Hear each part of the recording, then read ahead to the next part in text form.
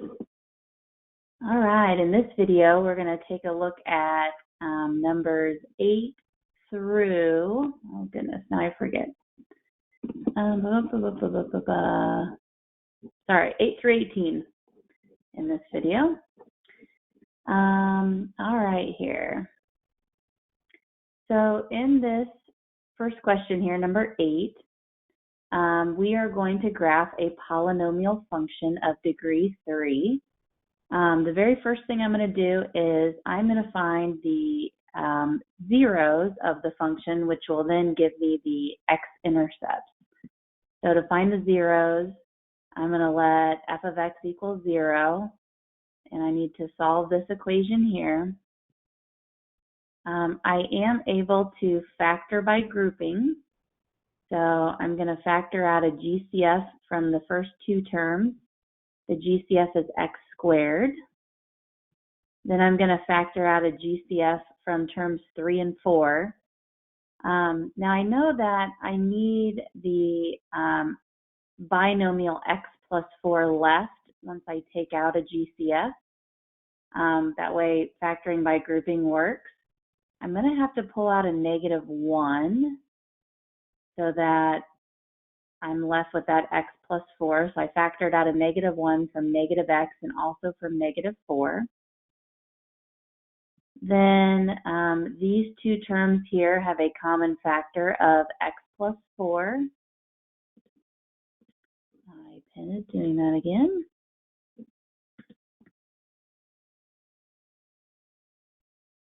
So I'm going to pull that out, and I'm left with x squared minus 1.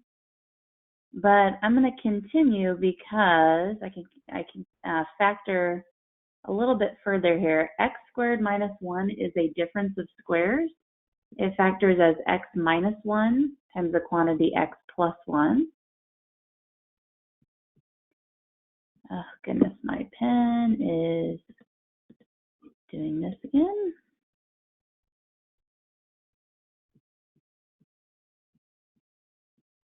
Okay, so it looks like I have 3 zeros as well as 3 x-intercepts.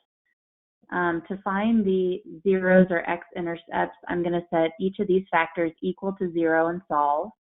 When I do that, I'll get -4, +1, and -1. So just set each of those equal to 0 and solve. Now, the multiplicity of each of these zeros is 1 because each of the factors has an exponent of 1. So the multiplicity for this one is 1, the multiplicity for this one is 1, and the multiplicity for this one is 1. Because all the multiplicities are 1, it means that the graph crosses the x-axis at these x-intercepts. So it's going to cross at -4, 0, 1, 0, and -1, 0. So let me go ahead, I'm going to go ahead and plot those on my coordinate plane here. So here's the -4, here's my x-intercept of 1, here's my x-intercept of -1, and I know that the graph is going to cross at each of those x-intercepts.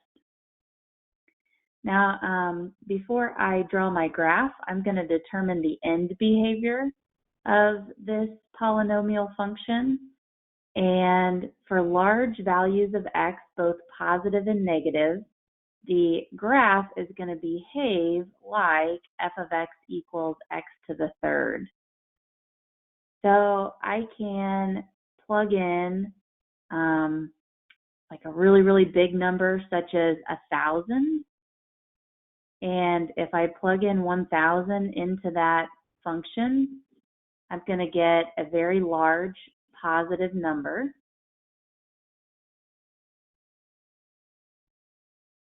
Okay, so I don't really want to actually figure out what this is. I just know it's a large positive number.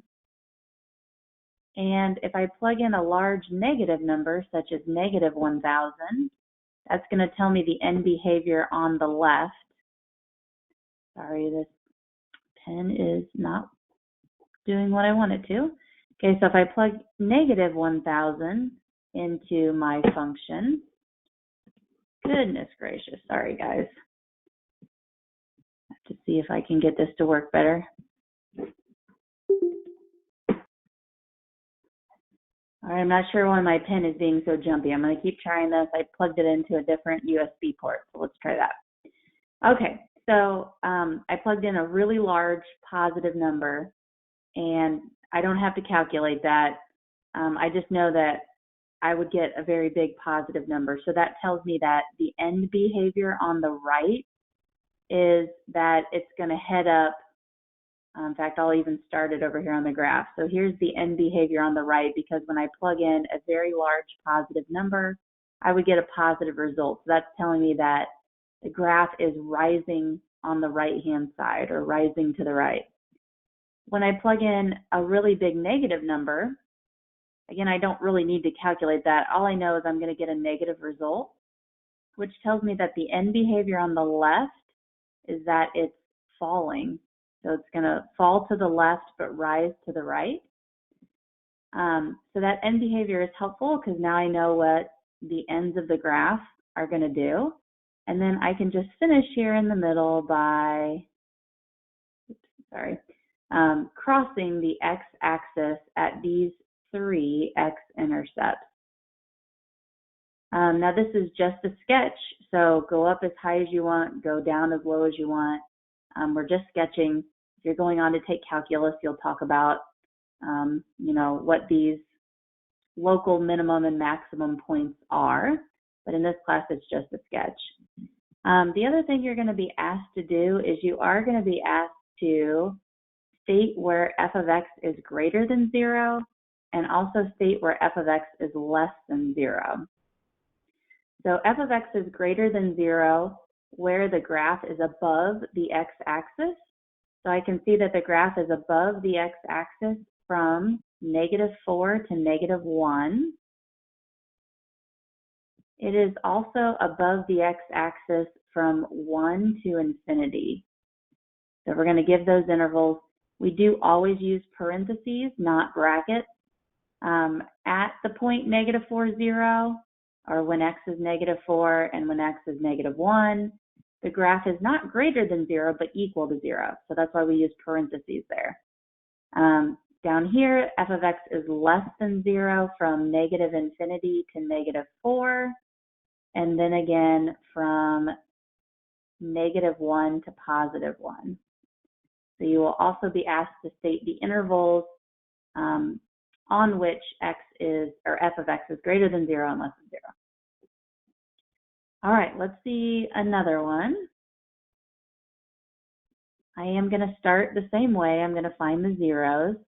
And to find the zeros, let me scroll up a little bit. To find the zeros, I'm going to set f of x equal to 0. And once again, I am going to factor by grouping. The GCF of terms 1 and 2 is x squared. And I'm going to need to factor a -9 from terms 3 and 4 in order to have the same binomial in parentheses. So if you factor a -9 from -9x, you get x left. You factor a -9 from 27, you've got -3. Then common factor from these two terms is x minus 3. Factor that out, you're left with x squared minus 9. We can continue again because x squared minus 9 is a difference of squares. It factors as x minus 3 times the quantity x plus 3. And then I'm also going to write this as x minus 3 quantity squared because I have two factors of x minus 3.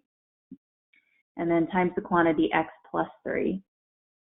For this problem, I'm only going to have 2 x-intercepts and 2 zeros. So one of the zeros is +3 and the other 0 is -3. The first 0 of 3 has multiplicity 2, and the 0 of -3 has multiplicity 1. With a multiplicity of 2, it means that the graph is going to touch, but not cross, the x-axis at the point 3, 0. All right, let's try this again. So this is going to be touch.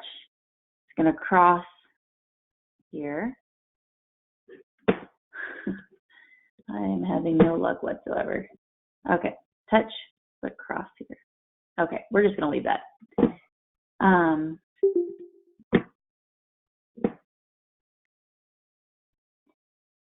Okay, I fixed it. I didn't leave it. All right, so I'm ready to start my graph now. I'm going to plot, I've got 3 as one of my x-intercepts. I've got -3 as the other. It is going to cross here, but it's only going to touch here.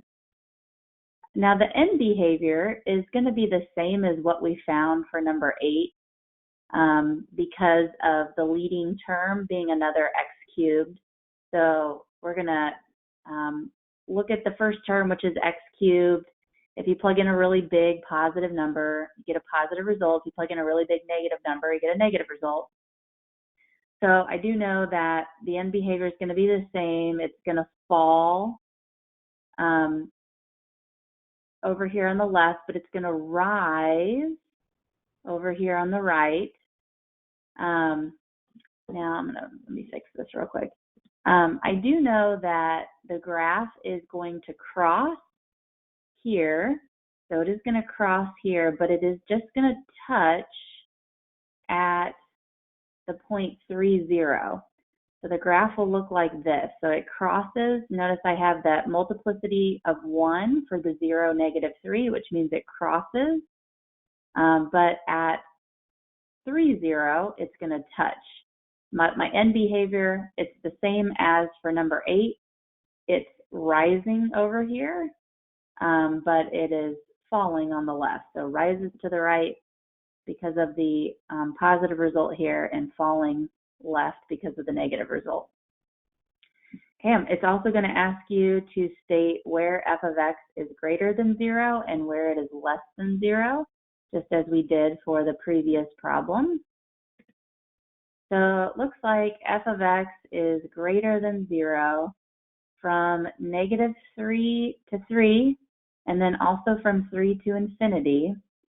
I do have to write that as 2 separate intervals, even though it kind of looks like we could just say -3 to infinity, because at the point 3, 0, the graph is not greater or above the x-axis, it is equal to 0. So we do have to write that as 2 separate intervals.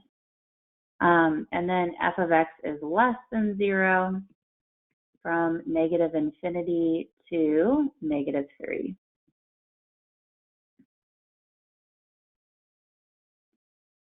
All right, number 10. We want to use synthetic division to determine whether x plus 5 is a factor of that polynomial.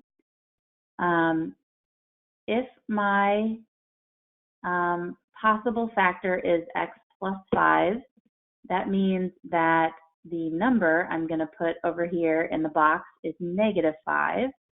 When we're using synthetic division, we always consider it as that we're dividing by x minus c. And so our c in this case would be -5. We treat this as an x minus -5. You could also just set that possible factor equal to 0 and solve, and that's your c. I'm going to write the coefficients of this 6x to the 4th, that polynomial over here. I do need to be careful because it is missing an x term. And so I do want to insert a 0 up there. I wrote the 6, the 28, the -15. I don't have an x term, so I do need a 0. Synthetic division, we drop down the first number, then we multiply that number times our c, write it above the line in the next column, add down, multiply, write it above the line in the next column, add down, multiply, add down. Each time I'm multiplying times the c, which is in the box. And then finally, 25 times -5 is -125. And then I add down to get -5. Ooh, this is frustrating. All right, so to determine whether x plus 5 is a factor, I look at the remainder. If the remainder is 0, it means that it is a factor.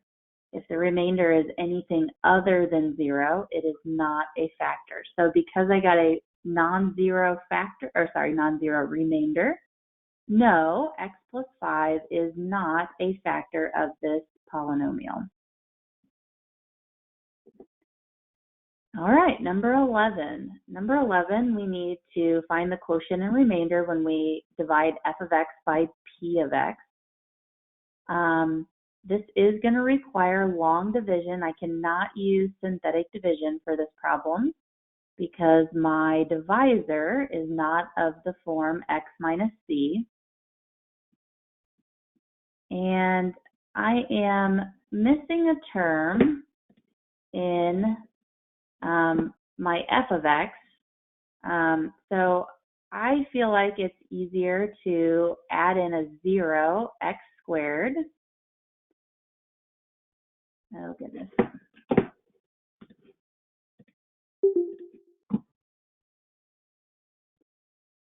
All right, I finished writing this out so my pen wouldn't mess up again.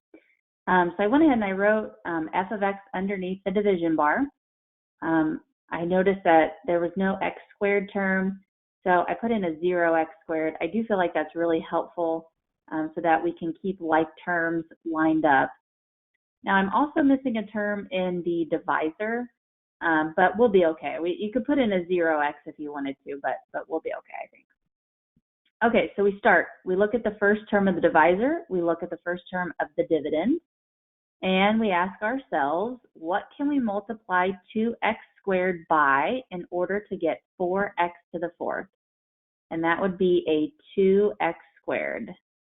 So I'll kind of write it over here. I'm trying to figure out, 2x squared times what would give me a 4x to the fourth.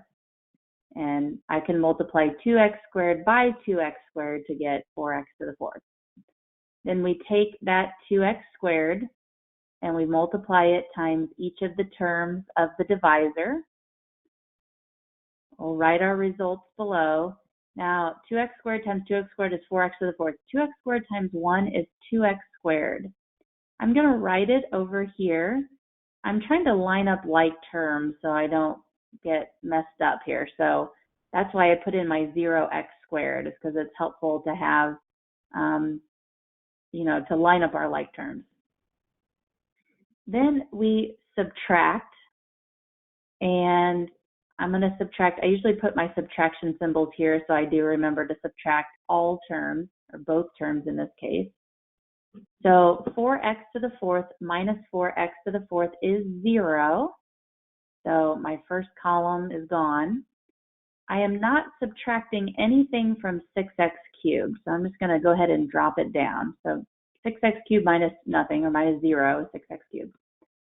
And then here, 0 minus 2x squared would be a negative 2x squared. Then I am going to drop down my next term, which is 5x. I'm going to repeat this process. So I'm going to figure out what can I multiply 2x squared by in order to get 6x to the third. So I'm trying to figure out 2x squared can get multiplied times what in order to end with 6x to the third, and that would be a 3x. So that goes up here. Then I'm going to take my 3x times each of my terms in the divisor. I'm going to line up my like terms. So that's why I'm putting my 3x way over here. I'm going to subtract down. I just remember I got to subtract this, and I've got to subtract down here. Okay, so 6x cubed minus 6x cubed is 0. The negative 2x squared, nothing is being subtracted from it. So I'm just going to drop it down. And then 5x minus 3x is 2x.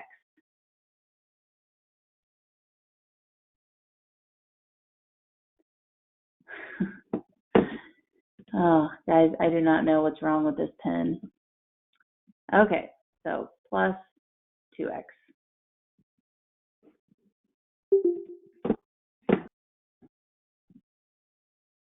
One more time, we got to figure out what can we multiply 2x squared by in order to get negative 2x squared? Well, that would be a negative 1. And then I take my negative 1 times, oh, sorry, I forgot to drop down my negative 7. Let me drop down my negative 7. So I'll drop down my negative 7. So now I'm going to take negative 1 times each of the terms of the divisor, write it below. I get negative 2x squared minus 1. And for one last time, I'm going to subtract. I'm going to be left with my remainder. Let me move this down a little bit. Okay. And of course, it moved down that. Let me rewrite that. Okay, so I'd taken my negative 1 times the 2x squared to get negative 2x squared. And then I took my negative 1 times 1 to get negative 1. Okay, I'm going to subtract. This is going to be my remainder. Now I'm taking negative 2x squared minus negative 2x squared. Whenever we're subtracting a negative number, we can add the opposite. So I'm going to do a plus plus there. I'm also going to do it over here because I'm subtracting a negative 1. So I can do plus plus there. Okay, so let's see what we get as a remainder. So this is 0. I'm just going to drop down my 2x. I'm not subtracting anything from it. Negative 7 plus 1 is negative 6. So now I'm ready to write my quotient and my remainder. My quotient is up here. It's the 2x squared plus 3x minus 1. And my remainder is 2x minus 6. It is okay to have a remainder. That's a binomial. We are done once we get something that has a smaller degree than the divisor. So this has a degree of 1. Divisor has a degree of 2. So we end up getting a remainder that is a binomial. Okay, number 12. So it says find the quotient and remainder of, again, f of x divided by p of x. Here's our f of x, here's our p of x. We can use synthetic division this time. I can use synthetic division because my divisor is of the form x minus c. Our c in this case is a 2. Now we kind of talked about that up there with number 10, but we consider the divisor to be of the form x minus c. So in this case, c is just 2. You could also set your divisor equal to 0 and solve, and that's the same thing as c. Okay, up at the top here, I'm going to write my coefficient of f of x, but I noticed I've got a bunch of missing terms here. Not a bunch, 2. I do not have an x cubed term. I do not have an x term. So both of those, I need to insert zeros in their place. Otherwise, we will not get the correct answer. I'm going to drop down the negative 2. I'm going to multiply. Then I'm going to add down. Then I'm going to multiply. Then I'm going to add down. Then I'm going to multiply. Add down. Multiply. Add down. Now we're going to state the quotient and the remainder. The remainder is the very last number. So here's the remainder. This is our r. The quotient is the rest of the numbers. If you go from right to left, this will be your number term or your constant of the quotient. This will be your coefficient of x. This will be your coefficient of x squared. And this will be your coefficient of x cubed. So our quotient would be negative 2x to the third minus 4x squared minus 5x minus 10. So I like to go from right to left. you could also just realize that when you're using synthetic division, your answer, your quotient, is going to be 1 degree less than the dividend. Okay, number 13, find the zeros. Well, we've kind of already done this actually when we graphed the first two problems, 8 and 9. To find the zeros, we just set f of x equal to 0 and solve. And like I said, this is kind of the beginning of some of the problems that we were doing earlier. So we are going to factor by grouping. I can pull out an x squared. I can also factor a -9 from terms 3 and 4. And those two terms now have a greatest common factor of x plus 2. X squared minus 9 is a difference of squares. So it will factor further as x minus 3 times the quantity x plus 3. And I'm done here. My zeros, my solutions to the equation f of x equals 0. So my solutions are -2, +3, and -3. So these would be considered the zeros of that function. You can write them in any order. On the